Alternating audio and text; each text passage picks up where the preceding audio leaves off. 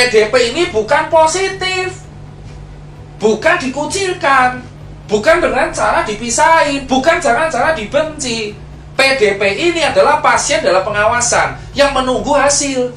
Kayak saya kemarin masuk rumah sakit, saya gejalanya 3 yang memenuhi: batuk, demam, baru 1 hari demamnya, dan riwayat kontak dengan red zone. Ternyata di hari kedua gejala saya sembuh. Saya langsung turun status jadi ODP. Di rapid saya pertama kali saya negatif. 7 hari kemudian saya di rapid negatif, saya keluar. Sambil nunggu, gak perlu nunggu swab kalau misalkan rapid 2 kali dalam 7 hari itu negatif terus. So PDP itu bukan pasien COVID. PDP adalah pasien dalam pengawasan yang gejalanya mirip COVID, tetapi tesnya belum keluar atau tesnya pun negatif, maka dinamakan PDP. Lah terus kenapa harus dikarantina? Ya karena tesnya belum keluar. Kalau tesnya udah keluar, ya kalau tesnya udah keluar dan negatif, dia keluar di rumah sakit. Contoh kayak Wisma Atlet. Tadi dokter TNI dari Wisma Atlet mengatakan ke saya, kalau misalkan PDP ini udah sembuh, negatif semua, dia keluar suruh karantina mandiri di rumah, jaga-jaga tidak menularkan. Ini PDP. So kalau ada kemarin masyarakat pemberitaan ODP ditolak, ODP diusir, PDP diusir, itu memalukan. Itu memalukan. Itu bukan pasien positif. OTG pun dia positif tapi gak ada gejala. Mereka akan aman kalau dikarantina mandiri. Nah kalian sebagai warga itu harusnya membantu, ngasih makan tiap hari, diorderin Gojek, nanti ditransfer. Jangan malah diusir. Nah terus siapa Mas Tirta yang harus dikarantina di rumah sakit? Yakni pasien yang tegak positif COVID dan bergejala. So kalau ada berita, Mas, teman saya positif COVID kok disuruh pulang? Karena nggak ada gejala. That's the meaning of carrier or OTG. So dia dikarantina mandiri di rumah karena nggak ada gejala. Kalau orang-orang yang nggak ada gejala dan positif COVID dikarantina di rumah sakit, ya tempatnya malah jadi penuh. Rumah sakit itu untuk orang triase merah, untuk orang triase merah yang bergejala dan PDP kuning yang bergejala, sehingga mereka harus disembuhin dahulu. So, teman-teman sekalian, pasien yang paling berbahaya, yang paling harus kita utamakan adalah pasien COVID-19 positif dengan gejala parah. Itu di karantina isolasi. So, yang di karantina berarti ada 2 di rumah sakit, yaitu PDP, yaitu pasien bergejala tapi belum tegak diagnosanya COVID karena gejalanya doang, karena hasil belum keluar, dan pasien yang tegak COVID dengan gejala. So, ODP dan OTG itu di rumah. Nah terus kenapa dokter-dokter, ini yang saya kecewa, kenapa tenaga medis malah ditolak? Tenaga medis itu nggak boleh ditolak.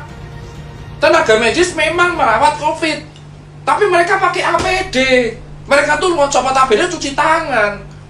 Kenapa kalian singkirkan? Kenapa kalian kucilkan?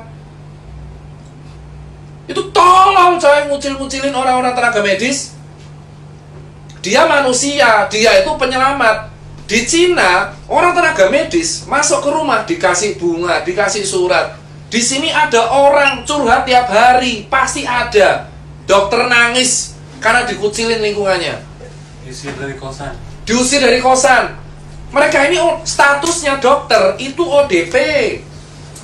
Mereka punya riwayat kontak dengan pasien positif, tapi mereka nggak bergejala. Dan mereka juga dites rapid tiap hari, Bapak. Tiap 7 hari mereka tuh tes rapid. Kalau sudah positif dia dirumahkan. Sistem jaganya tenaga medis itu 14 hari off, 14 hari on. Jadi 14 hari jaga, 14 hari off turun. Jadi mereka itu bukan orang yang aib gitu loh Pak. COVID itu kayak TBC Pak. TBC bahkan lebih berbahaya, dia airborne disease. Dan TBC itu diremehin di Indonesia. Bahkan sudah ada vaksinnya BCG. TBC selama dulu airborne disease, gak ada kayak gini. Padahal TBC itu kalau batuk, virusnya Mycobacterium tuberculosis itu bertahan di udara selama berjam-jam. Dan pengobatannya TBC itu 6 bulan. Belum campak. Tapi kenapa COVID dianggap aib, tapi TBC enggak? Padahal lebih parah TBC. Saya penderita TBC, 10 bulan saya baru sembuh. Usia 8 tahun sampai 9 tahun. So, buat teman-teman semua, tenaga medis itu memang masuknya ODP. Tapi bukan dijauhin, karena mereka juga cek tiap hari. Kalau ada gejala, mereka PDP di swab negatif. Sampai mereka negatif, mereka dirumahkan kalau mereka udah ada gejala. Dan mereka tuh dokter, mereka tahu, mereka nggak bisa nularin ke orang. Mereka harus jaga diri mereka sendiri. Bukan berarti ya, mereka tuh butuh support. Kita tuh butuh support. Nah, ini sekarang jelas. Yang kelima apa? Jenazah. Kenapa jenazah harus ada metode khusus? Gini, Pak. Di undang-undang, saya lupa undang-undangnya berapa, mungkin teman-teman hukum bisa melengkapi, bahwa pada dasarnya di Indonesia, kalau ada penyakit wabah, itu ada teknik pemandian dan penguburannya. COVID itu kategorinya wabah, pandemik. Mau dia menular lewat cairan dan droplet, tetap ini harus mengikuti prosedural penguburan jenazah sesuai undang-undang. Yaitu yang ngubur harus tenaga medis, pakai APD lengkap, even itu tukang gali kuburnya, dan dikasih kain kafan, dikasih plastik, dibungkus peti mati, lalu dibungkus lagi plastik, dikuburin, gitu loh. Nah terus kenapa jenazahnya ditolak? Saya udah bilang, COVID tidak menular lewat airborne. Kalau di udara bebas, COVID menular lewat airborne kalau kena tindakan yang aerosol di mulut 3 jam doang, itu pun di rumah sakit biasanya. Jenazah ini harus kayak gituin karena itu undang-undang, namanya teknik pemulasaran atau apalah, teknik pengubaran sesuai undang-undang, karena wabah. Dan yang paling bisa kena itu ya tukang kuburnya. Kenapa kalian di desa malah nolak jenazahnya? Kalau dikubur terus semuanya kena, ya enggak. Ya nanti kan nular lewat air tanah, ya enggak, kan dibungkus plastik. Itu jenazah dibungkus plastik, terus dibungkus lagi sama peti, terus dibungkus lagi sama plastik lagi. Kenapa ditolak? Itu orang meninggal, udah kena musibah, dan mereka sudah dikuburi sesuai standar. Kantong jenazah juga dikasih kantong jenazah. Kok kalian takut banget sama orang yang udah meninggal?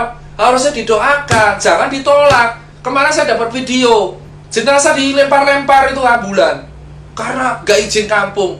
Terus ngapa? Mau udah dikuburin sama tenaga medis. Ini ya jenazah dibungkus plastik, kasih kantong jenazah, masukin peti, petinya bungkus plastik, yang ngubur tenaga medis pakai APD semua. Terus kenapa kalian takut? Itu nggak nular lewat airborne. Yang bisa nular itu adalah dropletnya. Berarti kalau jenazah bisa nular, ya siapa tahu dropletnya keluar dari mulut, bisa jadi toh. Terus kita megang jenazahnya, makanya dibungkus mati-matian karena itu sesuai UU. Penyakit apapun yang dikategorikan WHO wabah, itu harus penguburannya khusus. Mau dia penularannya droplet, cairan, airborne, kalau udah wabah pandemik, penguburannya khusus. Kalau nggak khusus, itu melanggar undang-undang. Jadi kalian nggak perlu takut sama orang mati. Mereka itu udah kena musibah, takdir. Itu aja edukasi dari saya bagian 1.